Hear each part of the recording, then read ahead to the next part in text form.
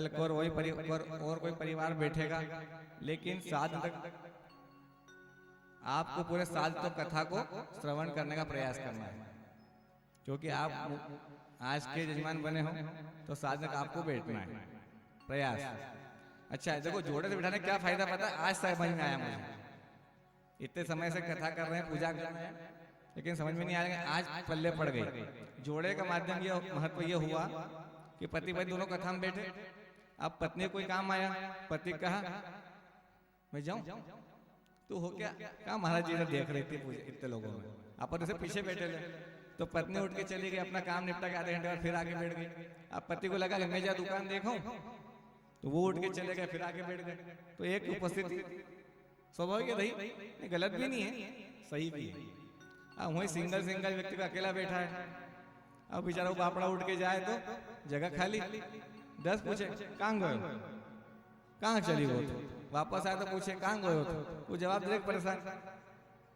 इसलिए जोड़े का ही महत्व होता है, आज समझ में आया। तो कथा सुनने के नियम के आपको प्रथम दिन से लेके पूर्ण तक कथा को पूर्ण श्रवण करना है, अगर पूर्ण लाभ चाहिए तो। दूसरा नियम कि पांडाल जो बना जाता है, कथा का जो मंडप सजाया जाता है, ये कोई ब्राह्मण आचार्य के लिए नहीं बनाया जाता, ना कोई श्रोताओं के लिए बनाया जाता है, ये ठाकुर जी के लिए बनाया जाता है। क्योंकि ठाकुर जी की लीलाओं का वहां पे हमें श्रवण करना है, सारी लीलाओं का वर्णन होना है, इसलिए जो है ये पांडाल तैयार किया जाता है। क्योंकि देखो यहीं पर आज प्रथम दिन, फिर एक दिन आएगा चौथा दिन जिसमें भगवान का जन्म उत्सव, फिर भगवान का बाल लीला, भगवान का विवाह इत्यादि, महादेव जी का विवाह, सब आपको आगे प्रसंग कोई झांकियों के माध्यम से, कोई कथाओं के माध्यम से श्रवण करवाए जाएंगे। और सबसे महत्वपूर्ण बात ये कि भागवत महापुराण, वैसे 18 पुराण और 4 वेदों का वर्णन हमारे और ज्यादा हो रही है, तो लग रहा है थोड़ी आवाज ठीक है।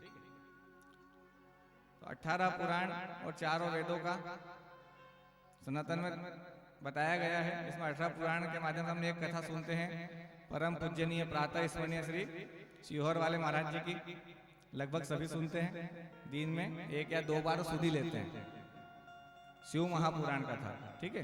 तो सब, लेकिन शिव महापुराण हो, चाहे वो राम कथा हो, चाहे वो नारद पुराण हो, विष्णु पुराण हो, देवी पुराण हो, जितने भी पुराण हैं, कि सब में कहा गया, भागवत को क्या एक ही नाम दिया गया, क्या नाम दिया गया, श्रीमद् भागवत महापुराण। बाकी सब पुराण इसको महापुराण कर दिया। कारण उसका क्या है, जब एक पुराण सुनेंगे किसी देव भगवान का, तो शिव का शिव जी की चर्चा होगी, राम कथा में राम जी के जीवन पर चर्चा, और श्रीमद् भागवत महापुराण में जो है वो सारी चर्चाएं, मतलब उसमें शिव जी भी है, शिव जी के ऊपर भी है, भगवान के 24 अवतारों के ऊपर भी कथा है, और साथ ही जीवन को किस प्रकार से जिया जाए उन विषयों पर भी चर्चा है, प्रसंग है। तो इस तरीके से आज प्रथम कथा का महत्व सुनते हैं। तो जो जो पांडाल में आज उपस्थित बैठे हुए हैं, सभी अपने हाथ जोड़कर भगवान ठाकुर से हाथ जोड़कर प्रार्थना करेंगे, कुछ मंत्र बोलते हुए, मन में बोले, जोर से बोले, मेरे साथ दोहराएं, जिनको याद हो मेरे साथ बोले, जिनको ना याद हो मेरे बाद बोले, लेकिन बोले जरूर। ओम कृष्णाय वासुदेवाय हरये परमात्मने प्रणत क्लेशनाशाय गोविंदाय नमो नमः। ओम कृष्णाय वासुदेवाय हरये परमात्मने प्रणत क्लेशनाशाय गोविंदाय नमो नमः। ओम कृष्णाय वासुदेवाय हरये परमात्मने प्रणत क्लेशनाशाय गोविंदाय नमो नमः। और जब जब ऐसे कहीं हमें याद आ जाएगी, और इस मंत्र को हम आपसे बुलवाएंगे या दोहराएंगे, तो आप उस समय मंत्र बोलने के साथ ही साथ अपने मन में जो भी भाव हों उनको रखें। तो ये विश्वास विश्वास नहीं, पूर्ण विश्वास कि ठाकुर जी हमारे मन में कोई कामना है, कोई भाव है, कोई भगवान को लेकर या कोई प्रश्न है, तो वो कोई मनोकामना उसे जरूर पूर्ण करेंगे।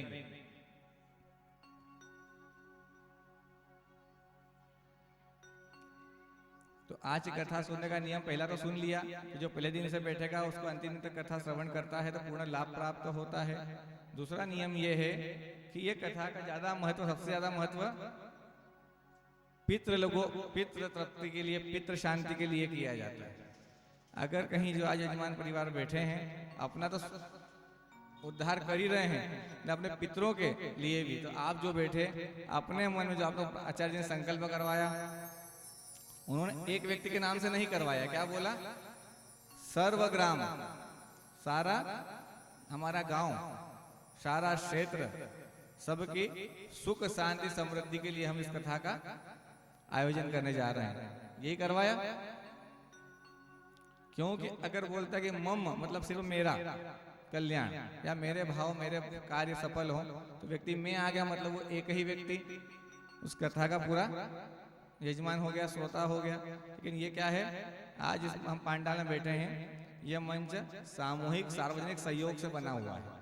इसमें सबका साथ और सबका विश्वास, सभी का सहयोग रहेगा, ठीक है। लेकिन अपन जो व्यक्ति बैठ गए हैं या यजमान परिवार के माध्यम से भी, वो जो यजमान परिवार में नहीं भी बैठे हैं, ऐसे भी कथा श्रवण में बैठे हैं, तो अगर वो नियम लेते हैं, नियम यही कि मैं 7 दिन पूर्ण कथा इस पांडाल में आकर सुनूंगा या सुनूंगी, तो ठाकुर जी महाराज पूर्ण विश्वास है उसकी मनोकामना जरूर पूर्ण करेंगे।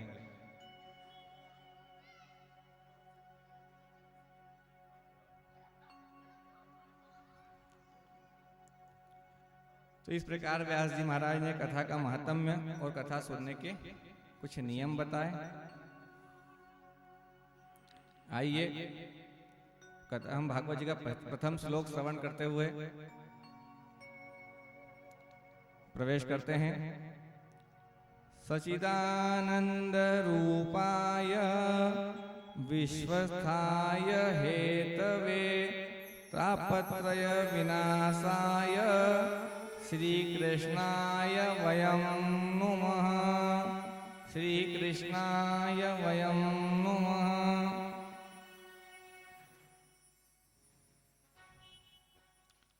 क्या कहा गया? सच्चिदानंद। अब इसका अर्थ समझिए।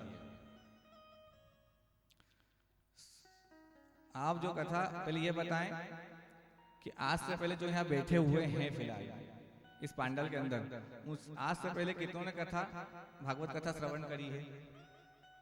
चाहे पांडाल के अंदर करी हो या टीवी पे करी हो या मोबाइल के माध्यम से करी, पूर्ण 7 दिन कथा किसने किसने श्रवण करी है? पूरे 7 दिन सुनिए, पूरी कथा याद है? जिसने 7 दिन, ठीक है, कोई ऐसा डर भय वाली बात नहीं है कि खड़ा करके बोलो कि आप सुनाओ मैं हट रहा हूँ, ऐसा कुछ मत करो, है ना।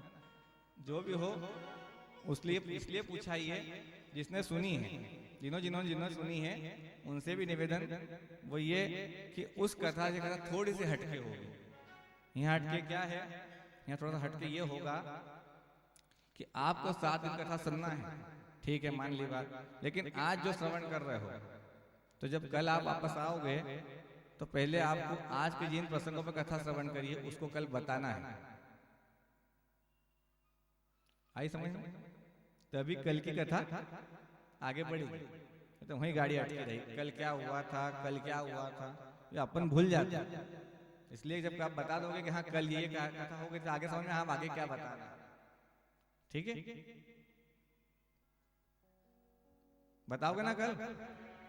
दूसरी चीज कि आपको बार बार बीच में पूछा जाएगा कि ऐसा क्यों, थोड़ा सा अपने आसन में खड़े नहीं होना है, वहीं से अपने बैठे बैठे जवाब देना है। उसमें क्या रहेगा कि जो भागवत का महत्व है, वो महत्व क्या है, कथा जब प्रारंभ होती है तो कहता है व्यास उवाच, व्यास जी ने कहा, मतलब प्रश्न कहा, उन्होंने जवाब दिया, किसी ने प्रश्न किया जवाब दिया। मतलब सनातन धर्म कभी नहीं सिखाता कि अंधविश्वास करो, हमने बोल दिया व्यासपीठ से कि ऐसा ये सत्य है तो आपने मान लिया, ये नहीं सिखाता। क्या है, मन में प्रश्न करो। क्योंकि जब गीता, श्रीमद् भागवत गीता, अब यहाँ अंतर समझो, श्रीमद् भागवत गीता और श्रीमद् भागवत महापुराण दोनों चीजें अलग अलग है। गीता क्या है बताओ, कहा पहले ही कि थोड़ा प्रश्न उत्तर चलेगा। तो गीता क्या है? भगवान कृष्ण के उत्तर और अर्जुन के प्रश्न। अर्जुन पूछता रहा, भगवान जवाब देते। जब अर्जुन संतुष्ट हो गया उसके बाद ही उसने महाभारत के युद्ध के लिए हथियार उठाया। उसके पहले उसने युद्ध करने का निर्णय नहीं लिया जब तक उसको सारे सवालों के प्रश्नों के जवाब नहीं मिल गए। तो यही है गीता, श्रीमद् भागवत गीता, जो कि 18 अध्यायों में कही गई। लेकिन वहीं आप भागवत महापुराण को समझें। श्रीमद् भागवत महापुराण में 12 स्कंद और 18,000 श्लोकों का वर्णन किया गया है। अब 18,000 श्लोकों का वर्णन अगर यहाँ हिंदी में अनुवाद करते हुए समझाए आपको तो सप्ताह पारायण संभव नहीं है कि 7 दिन में कथा पूर्ण हो जाए। तो ये सप्ताह पारायण भी होता है और मास पारायण भी होता है, मतलब 1 महीने की कथा भी होती है। अगर आप लोग को अच्छी लगे तो कल बता देना, अपन इनसे भैया से बात कर लेंगे कि भैया पांडाल 29 दिन के लिए बढ़ा दो, पूरे 1 महीना चलाएंगे। लेकिन संभव नहीं है क्योंकि 1 महीना ना श्रोता के पास समय हो पाता है, संभव ही ना, ना वक्ता के पास। तो इसलिए इस कथा को क्या कहा गया, सप्ताह पारायण 7 दिन में। अब सप्ताह पारायण में क्यों कहा गया, इसमें एक सप्ताह में क्यों सुनाया गया? 8 दिन कर लेते, 10 दिन कर लेते, 5 दिन ही कर लेते। कोई कहे कि महाराज ये